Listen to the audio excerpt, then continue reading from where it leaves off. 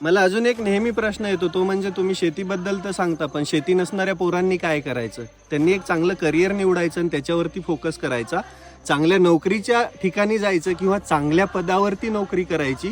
त्याच्यानंतर गोरगरीब आणि शेतकऱ्यांची मदत करायची, हे ध्येय तुम्ही ठेवा.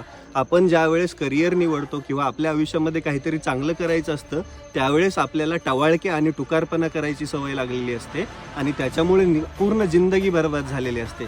आपण आजपर्यंत तेच करत आलेलो आहे. माझ्या आयुष्यामध्ये 2010ला जेव्हा मला 10वी झाली, तेव्हा जर करिअर काउन्सिलिंग असते, मला जर कोणी सांगणार असतं की दादा तू हे कर, हे केल्यानंतर तुला डॉक्टर होता येतं, तर मी तेच केलं असतं. मला आजपर्यंत त्याची खंत आहे. हरकत नाही, मला शेतीने भरपूर दिलं आहे, माझं आयुष्य सुधारलं आहे. परंतु ज्यावेळेस करिअर काउन्सिलिंगच्या टप्प्यामध्ये आपल्याला काही भेटत नाही, त्यावेळेस पूर्ण आयुष्य चुकतं. म्हणून पोरांनो, टुकारपणा, टवाळक्या करणं, लोकांना नावं ठेवणं बंद करा. काहीतरी आईबापाचं नाव